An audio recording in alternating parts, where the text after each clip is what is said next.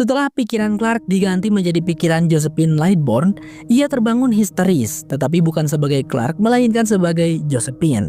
Josephine, Russell, Simon, dan yang lain tampaknya sudah melakukan ritual itu berkali-kali. Terlihat dari banyaknya angka di belakang nama mereka. Dapat dikatakan bahwa mereka abadi selama masih ada Nightblood. Josephine pun langsung mengatakan alasan ia mati 6 tahun lalu, yaitu karena dibunuh oleh Kylie. Itu juga alasan Kylie dan keluarganya mencuri pesawat agar mereka bisa kabur ke bumi. Namun karena sekarang sudah ketahuan, Josephine yang bersemayam di tubuh Clark pun membunuhnya. Kepribadian Josephine dan Clark sangat berbanding terbalik. Josephine lebih santai namun kejam, berbeda dengan Clark yang selalu waspada. Russell dan Simon selalu memanggilnya Josie sebagai panggilan sayang. Di kamarnya yang mewah, Josie bersenang-senang, melukis, bernyanyi. Terlihat bahwa ia selalu dimanjakan dan hidup mewah. Namun tak lama kemudian Russell dan Simon datang. Mereka datang untuk meminta Josie berpura-pura menjadi Clark di hadapan teman-temannya untuk mencari tahu berapa banyak Nightblood yang bersama Clark.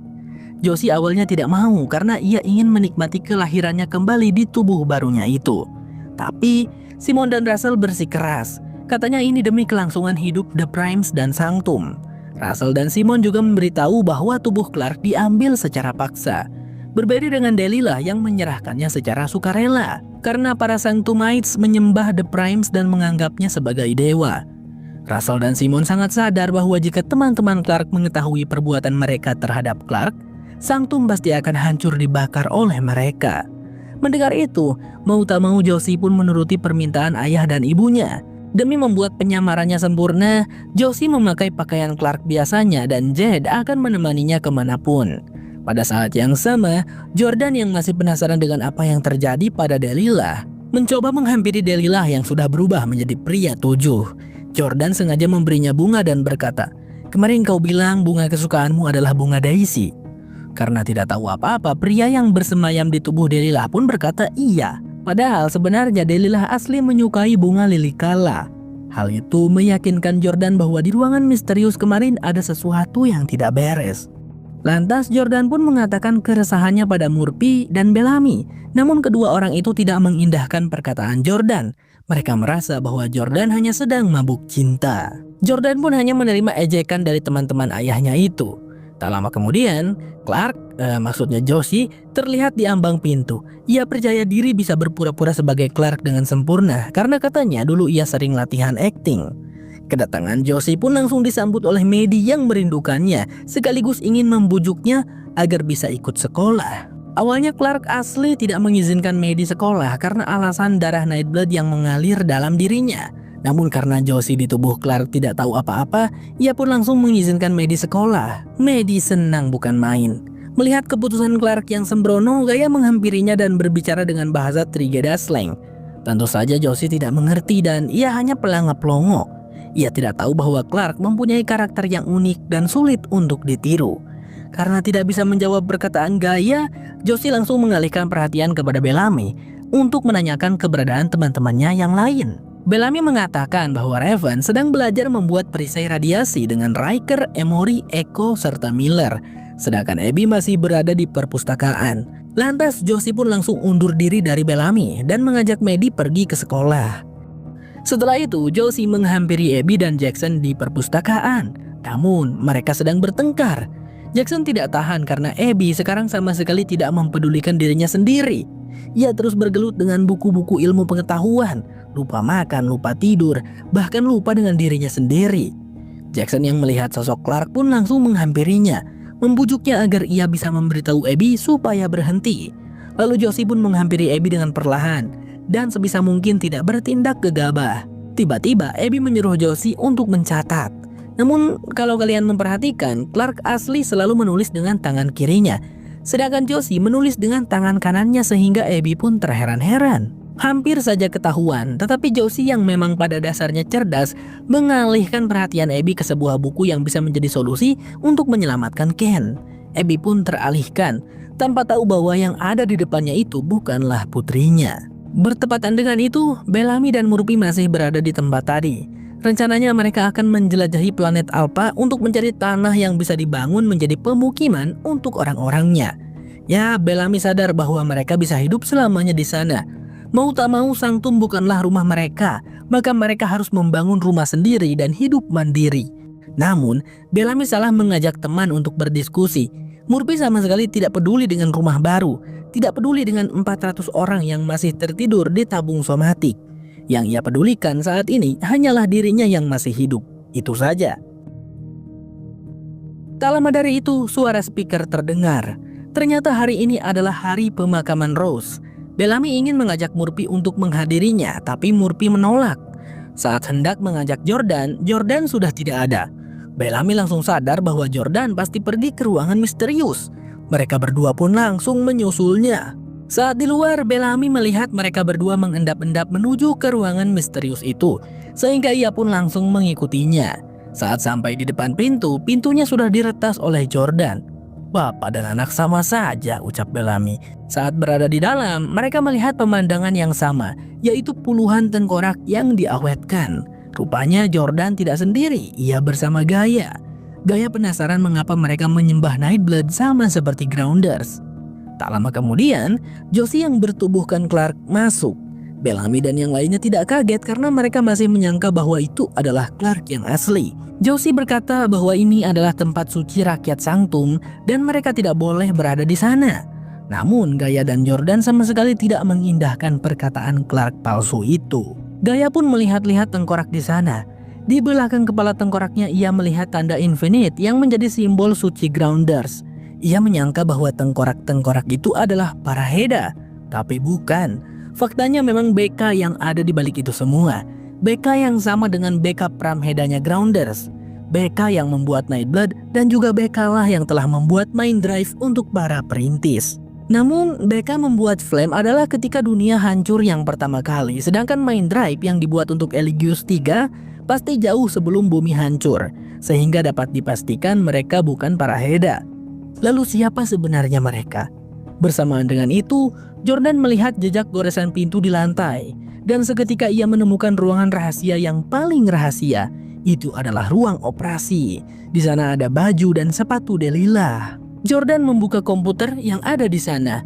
Untungnya Eligius selalu memakai kode akses yang sama, sehingga ia tidak perlu capek-capek untuk meretasnya. Di dalam komputer itu ada sebuah file bernama Eureka. Eureka sendiri berasal dari bahasa Yunani yang berarti aku telah menemukannya. Ternyata itu adalah sebuah video eksperimen yang dilakukan oleh Gabriel, Santiago, dan Russell 25 tahun setelah bencana gerhana matahari yang membuat Russell hilang akal dan membunuh putrinya. Terlihat Gabriel sudah berewokan dan Russell juga sudah sangat tua. Di meja operasi ada seorang gadis terikat. Ia berdarah Nightblood. Russell memaksa Gabriel untuk memberikan obat penenang kepada gadis itu. Lalu ia memasangkan Mind Drive ke dalam tubuh gadis malang tersebut. Tak lama kemudian, gadis itu siuman. Ternyata Mind Drive yang dipasangkan adalah Mind Drive-nya Josie. Josie masih trauma karena ingatannya masih mengingat kejadian ketika ia dibunuh oleh ayahnya sendiri. Namun Gabriel menenangkannya dan menjelaskan semua yang terjadi. Setelah tahu, Josie pun mengerti dan memaafkan si ayah yang telah membunuhnya. Itulah asal mula The Primes bisa abadi dan didewakan. Semuanya berakar dari kepintaran Gabriel Santiago. Akan tetapi Gabriel menyesali perbuatannya itu karena merasa bersalah kepada inang yang mereka pakai. Itulah mengapa ia dijauhkan dari Sanctum dan membangun sekte pembenci The Primes atau COG. Setelah melihat video itu, semua pertanyaan Jordan akhirnya terjawab. Saat ini ia paham kenapa Delilah tidak mengenalinya, karena Delilah sudah meninggal dan digantikan oleh pria. Josie pun tidak bisa berbuat apa-apa ketika rahasia keluarganya terbongkar, karena ia harus berpura-pura sebagai Clark. Bellamy pun mengkhawatirkan Clark, karena satu-satunya alasan kenapa mereka masih diizinkan tinggal di Sanctum adalah darah Nightblood yang mengalir dalam diri Clark. Menyadari hal itu, Gaia berkomentar, "Astaga, Maddie, aku harus menjemputnya sebelum mereka tahu siapa dia sebenarnya." Mendengar perkataan Gaia, Josie langsung sadar bahwa Maddie punya Nightblood. Lantas ia pun buru-buru pergi meninggalkan Bellamy. Jauh dari Sanctum, Octavia dan Diyoza masih mengejar Xavier di hutan. Awalnya mereka berdua naik motor, namun tiba-tiba Xavier membelok ke jalan yang tidak bisa dilalui oleh motor, sehingga mau tak mau Diyoza dan Octavia turun dari motor dan berlari mengejarnya. Hanya beberapa saat saja mereka berlari, Xavier tiba-tiba berhenti lalu menodongkan pistol kepada mereka sehingga Diyoza dan Octavia refleks berhenti juga. Namun tanpa mereka ketahui, mereka berdiri di atas lumpur hisap. Meskipun itu bukan lumpur melainkan lebih seperti tumpukan gelembung yang dapat menghisap tubuh manusia. Seperti lumpur hisap pada umumnya, semakin banyak seseorang bergerak maka akan semakin cepat ia tenggelam. Setelah merasa aman dari Diyoza dan Octavia, Xavier pun pergi begitu saja. Singkat cerita, Diyoza dan Octavia telah berada di lumpur hisap itu selama beberapa jam. Namun sebanyak apapun Octavia berusaha keluar, dirinya malah terus masuk ke dalam. Bahkan saat ini tubuhnya tinggal setengah. Melihat Octavia yang seperti itu, Diyoza merasa ia melihat potret dirinya sendiri saat masih muda. Katanya dulu ia seperti Octavia, keras kepala bukan main. Untuk membuktikan kemiripannya, ia menodongkan pistol kepada Octavia dan berkata, "Apakah kau mau mati?" Lalu respon Octavia sesuai dugaan. "Kau pikir aku takut padamu?" jawab Octavia sambil mendekatkan kepalanya ke ujung pistol. Lalu Diyoza menunjukkan bekas luka di lehernya. Dulu ia hendak bunuh Dirman namun gagal persis seperti Octavia. Sebagai seseorang yang sudah banyak pengalaman, Diyoza memberi nasihat untuknya. "Selama kau masih bisa menarik napas, kau bisa mengubah segalanya. Semua orang membencimu sekarang. Lantas kenapa? Bicara denganku ketika wajahmu ada di buku-buku sejarah di sebelah orang terburuk yang pernah hidup." Singkatnya, Diyoza menyuruh Octavia agar tidak menahan diri selama itu menurutnya benar, bahkan jika ia dipandang buruk oleh seisi dunia sekalipun. Setelah itu, Diyoza membuang pistolnya, dan tak lama kemudian Xavier datang membawa tali yang bisa mereka gunakan untuk keluar dari lumpur itu. Tetapi itu tidaklah gratis. Xavier tetap ingin tahu tentang orang yang memiliki Nightblood dari bumi. Namun Octavia tetap kekeh tidak mau memberitahunya.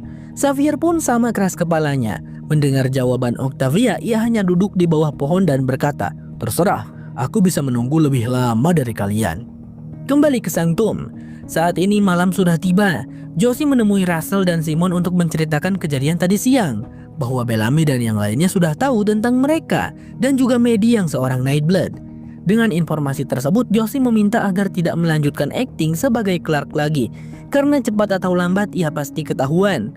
Akan tetapi Russell dan Simon bersikeras agar Josie meneruskan aktingnya sampai dia tahu seberapa banyak Nightblood yang ada. Setelah itu mereka akan mengusir dan membunuh yang lainnya. Kemudian Josie ikut berdiskusi dengan Bellamy dan yang lainnya. Sebagian besar dari mereka tidak ingin tinggal lagi di Sanctum setelah apa yang mereka lihat, terkecuali Murphy. Ia merasa bahwa hal itu bukan urusan mereka. Selama mereka masih bisa hidup dengan nyaman, biarlah begitu. Lantas, Clark palsu pun mendukung pernyataan Murphy itu dengan berkata bahwa mereka membutuhkan para Primes untuk bertahan hidup. Tentu saja perkataan Josie yang berpura-pura menjadi Clark membuat Bellamy curiga, karena tidak biasanya ia seperti itu. Apalagi hal itu bisa membahayakan Maddie yang selama ini kita tahu bahwa Clark selalu melakukan apapun untuk melindunginya. Namun, gaya menentang perkataan mereka berdua. Katanya apa yang dilakukan oleh para Primes merupakan penyimpangan dari ajaran Beka Pramheda. Flame itu seharusnya tentang meneruskan kebijaksanaan ke penerus berikutnya, bukan untuk kepentingan sendiri. Lantas Murphy pun menimpali bahwa menurutnya Beka juga bukanlah dewa. Dia hanyalah seorang ilmuwan yang membuat dirinya menjadi Nightblood di sebuah laboratorium, sama seperti yang dilakukan oleh Abby kepada Clark. Oh my god, jackpot, pikir Josie. Karena jika para Primes bisa membuat Nightblood, mereka tidak perlu menunggu puluhan tahun sampai Nightblood lahir dengan sendirinya. Mereka bisa terus hidup selamanya. Tiba-tiba Jordan bangkit dan melabrak pria yang ada di depannya. Bellamy dan Murphy pun langsung menghentikannya. Memberontak kepada dewa di depan para pengikutnya sungguh tindakan yang bodoh. Bahkan orang tua Delilah pun dengan sukarela kehilangan putrinya. Bahkan bangga karena mereka menganggap putrinya menjadi bagian dari dewa. Di tengah kerumunan, Josie melipir menjauhkan diri, dan hal itu dilihat oleh Bellamy. Bellamy yang penasaran dengan tingkahnya mengikuti Clark palsu. Mereka berdua masuk ke sebuah ruangan. Di sana Bellamy sengaja berbicara menggunakan bahasa Trigeda slang untuk mengecek apakah dia benar-benar Clark. Tetapi sebanyak apapun Bellamy bicara, Josie bungkam 1000 bahasa. Bellamy pun sadar bahwa orang yang di depannya itu bukan Clark. Dan Josie yang sudah ketahuan pun memberikan racun yang mengakibatkan tubuh Bellamy lumpuh. Pada saat yang sama, sebagian besar tubuh Diyoza dan Octavia sudah tersedot lumpur. Tetapi Octavia tetap pada pendiriannya. Ia tidak akan mengatakan apapun. Namun tiba-tiba suara aneh terdengar begitu keras. Kata Xavier itu adalah flare temporal. Menyadari seberapa berbahaya flare temporal itu, Xavier tidak ambil pusing. Ia langsung melemparkan talinya dan Diyoza sendirian keluar karena Octavia sudah tidak bisa menggerakkan tubuhnya. Saat Diyoza sudah keluar, Octavia pun nekat menenggelamkan tubuhnya agar dia selamat. Flare temporal tampaknya merupakan sumber cahaya hijau di langit yang memancarkan suar hijau lain yang membakar, menghancurkan atau menjadikan apapun yang disentuhnya padat seperti batu. Ingat lingkaran hijau mirip aurora yang Raven dan Jordan lihat dari pesawat induk? Ya, itulah flare temporal. Flare temporal hanya berlangsung beberapa detik saja, tetapi akibatnya sangat parah. Benda itu telah membuat tumbuhan menjadi abu dan lumpur hidup tempat Octavia berada sudah membeku menjadi batu. Diyoza pun buru-buru memecahkan bagian atasnya dan untung saja Octavia masih bisa terselamatkan.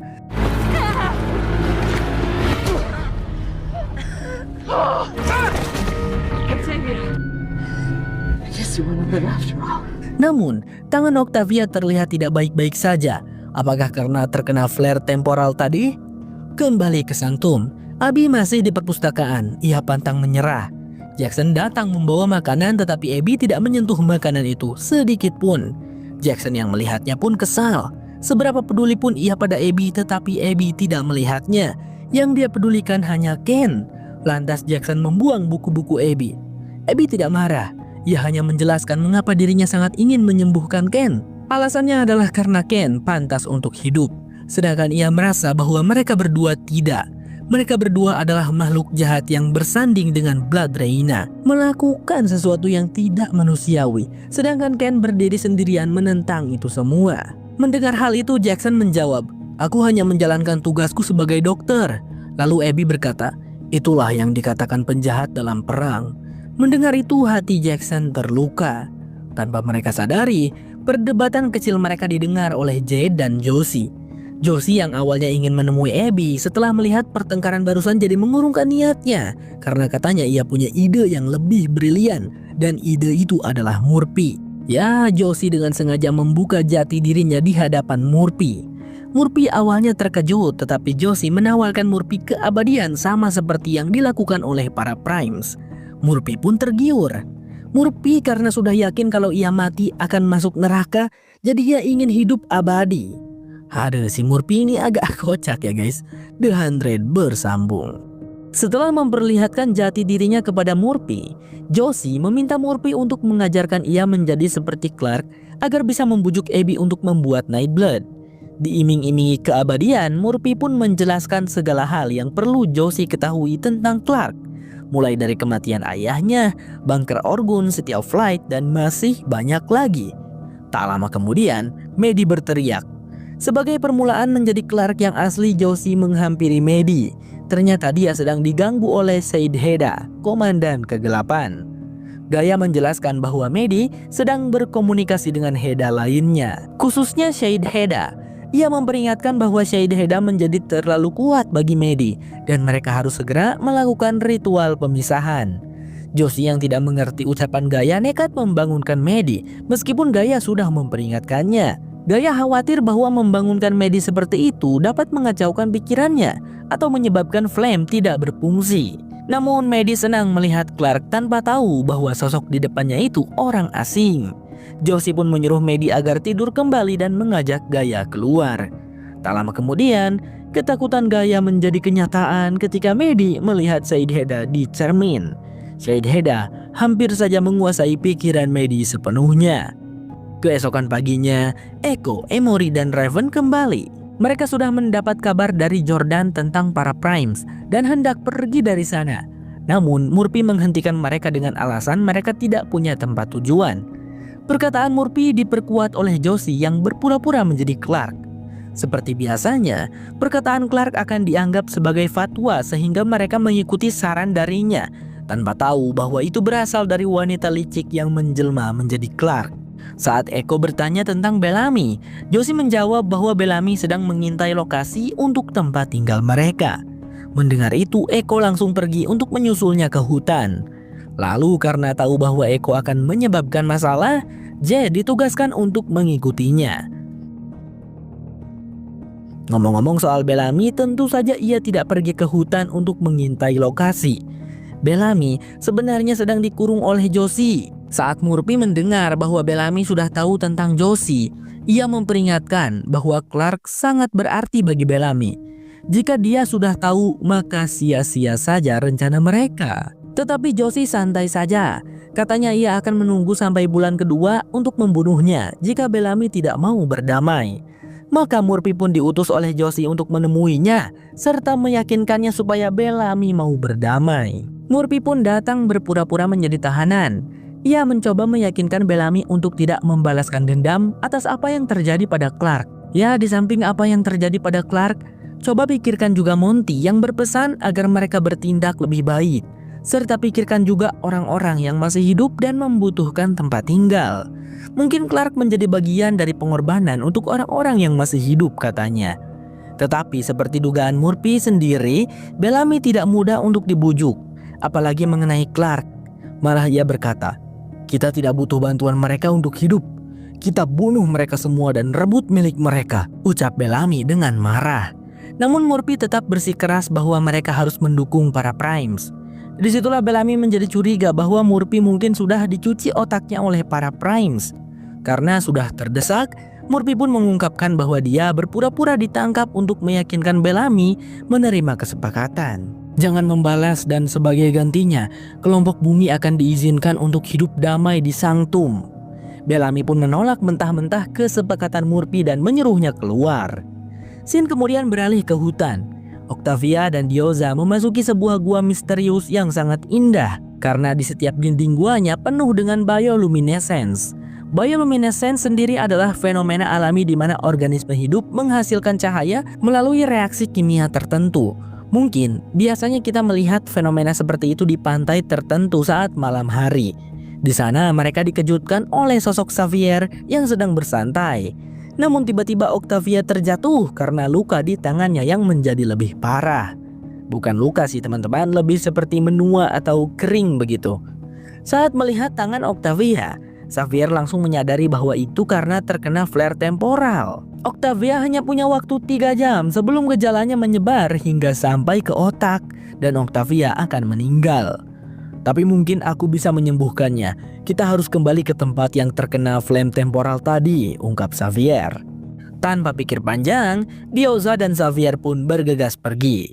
Dalam perjalanan, Diyoza meminta informasi tentang Old Man yang tak lain adalah Gabriel. Namun, alih-alih memberi informasi tentang Gabriel, Xavier malah mengajak Diyoza untuk bergabung dengannya. Katanya Russell tak lebih baik darinya. Nanti anakmu yang tak memiliki Nightblood akan menjadi seorang Null atau seorang budak yang pekerjaannya membersihkan toilet dan harus bersedia mati untuk The Primes. Namun, Diyoza tidak peduli, yang penting anaknya bisa hidup. Tak lama kemudian, mereka pun sampai. Xavier langsung mengetuk-ngetuk sebuah batang pohon yang sudah mati akibat flame temporal. Lalu, mengambil getahnya. Getah pohon itulah yang ia maksud sebagai obat. Namun getah itu bukan sembarang getah. Getah itu bisa menyembuhkan luka di tangan Diyoza dalam 1 kali oles saja. Singkat cerita, mereka sudah kembali ke gua. Tetapi, di tangan Octavia getah itu tak bereaksi secepat penyembuhan tangan Diyoza. Malah memiliki efek samping yang membuat tangannya bergerak sendiri. Xavier pun memberi Octavia sebuah kerikil dan menyuruhnya mengukir di atas batu menggunakan tangannya yang terluka itu. Ternyata gerakan tangan Octavia membentuk garis spiral yang merupakan bentuk asli dari anomali. Sedikit info, anomali yang Xavier maksud adalah inti dari flare temporal ya guys. Mereka menyebutnya anomali karena memang anomali di planet ini. Kata Xavier itu bukan hanya sebuah bentuk, melainkan sebuah pesan yang berarti anomali memanggil Octavia, sama seperti anomali memanggil dirinya. Tapi bukan hanya mereka berdua, Diyoza pun memperlihatkan gambar-gambar di bukunya yang berarti mereka bertiga sama-sama dipanggil oleh anomali. Kembali ke Sanctum, Di bengkel Riker, Raven dan Emory sedang belajar membuat perisai radiasi. Namun karena kelewat kesal, Raven malah terus-menerus mencemooh Riker yang telah hidup ratusan tahun, mengorbankan nyawa orang-orang yang tubuhnya telah ia pakai. Riker pun kesal, karena menurutnya ia tak pernah ingin dibangkitkan, dan orang-orang itu memberikan tubuh mereka secara sukarela tanpa paksaan. Raven malah semakin marah. Yaitu terjadi karena The Primes telah memanipulasi rakyatnya sendiri dengan mengklaim bahwa mereka adalah dewa. Pada saat yang sama, Echo sedang berada di hutan untuk mencari Bellamy. Namun yang ia temukan bukan Bellamy, melainkan salah satu pelayan Sanctum yang sedang dihukum. Tubuh orang itu dililit oleh akar pohon yang menjalar ke bagian dalam tubuhnya. Orang itu meminta Echo untuk mengakhiri rasa sakitnya, alias membunuhnya. Namun saat Echo akan menghantamnya dengan batu, Jed tiba-tiba menampakkan diri, melarangnya untuk membunuh orang tersebut. Katanya itu pilihan yang dia ambil sebagai hukuman karena telah gagal membawa Rose kembali dalam keadaan hidup. Sedangkan Jed sendiri diampuni dan diberi tugas baru, yaitu melindungi Josie dan mengikuti Echo hari ini. Echo pun curiga dengan Jed yang tiba-tiba ada di dekatnya, padahal sebelumnya dia ada di Sanctum. Alhasil Echo pun menyerangnya dan membuatnya pingsan. Sedangkan orang tadi terus memohon agar dibunuh, dan Echo pun melakukannya. Tak lama kemudian, Jed berada di posisi yang sama dengan orang tadi. Echo pun meminta penjelasan kepadanya. Namun Echo sudah paham sendiri bahwa Jed diutus oleh Josie yang ada di tubuh Clark. Menyadari hal itu, Echo pun buru-buru kembali ke istana Sanctum untuk mencari Bellamy. Sedangkan di Sanctum, Maddie sudah tidak bisa mengendalikan pikirannya sendiri. Ia melihat Said Heda di mana-mana. Gaia pun menghampirinya dan langsung melakukan ritual pemisahan. Ritual ini digunakan untuk memanggil Heda lain guna menghadapi Said Heda. Saat ritual dimulai, Gaia menyarankan Maddie untuk fokus pada kenangan indah. Dan Maddie memilih hari saat dia pertama kali bertemu Clark. Maddie pun mulai melantunkan mantra. Setelah beberapa saat, dia menemukan dirinya di sebuah ruangan besar tanpa siapapun kecuali Said Heda. Said Heda memberitahu Maddie bahwa Gaia telah berbohong padanya. Seperti gurunya Said Heda yang pernah berbohong juga padanya. Dia mengatakan bahwa Gaia ingin mengendalikan Maddie. Shade juga mengungkapkan bahwa ia membunuh gurunya sendiri dan memberitahu Maddie bahwa gadis itu juga harus membunuh Gaia. Maddie pun menolak dan terbangun dari ingatannya, menghadapi kenyataan bahwa Gaia telah merantainya. Maddie ingin melepaskan diri tetapi Gaia memaksanya untuk kembali dan mengulangi ritual beberapa kali lagi. Di sisi lain, setelah belajar dari Murphy tentang cara menjadi Clark, Josie menemui Abby dan bertanya tentang masalah Ken. Josie menyebutkan bahwa The Primes dapat menyelamatkan Ken jika dia adalah Nightblood. Maka dari itu, Abby harus mengajari The Primes bagaimana caranya untuk membuat Nightblood. Josie juga menjelaskan bahwa mereka harus mengunduh otak Ken ke dalam Mind Drive dan memasangnya ke Nightblood lain. Abby awalnya enggan, tetapi Josie meyakinkannya dengan mengatakan bahwa mereka semua telah melakukan hal-hal mengerikan untuk bertahan hidup, dan Ken layak untuk hidup karena dialah satu-satunya yang tidak melakukan hal-hal mengerikan seperti mereka.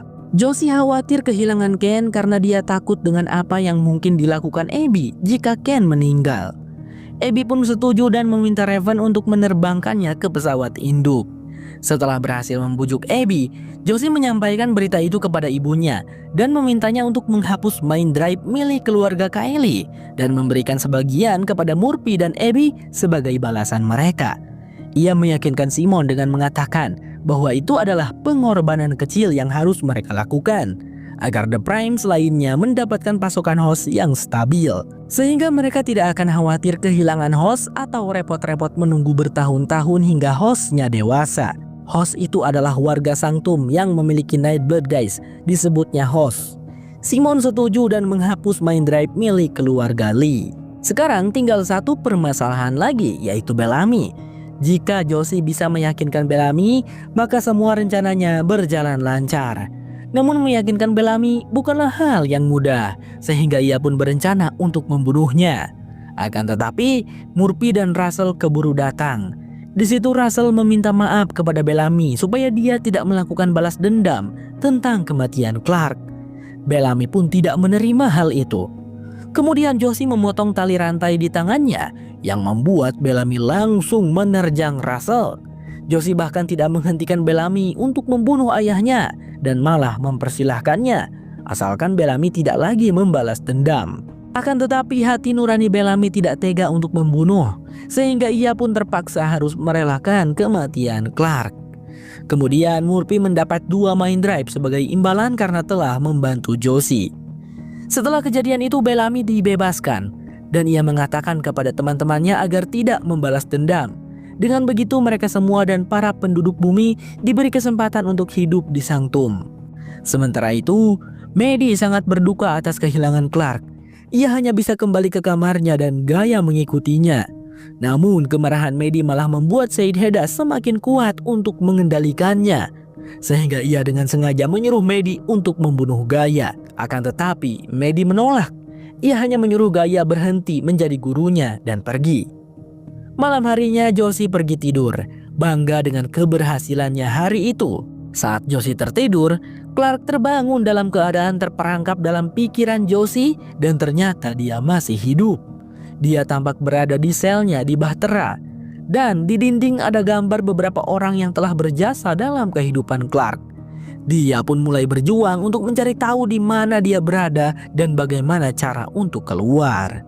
The 100 bersambung.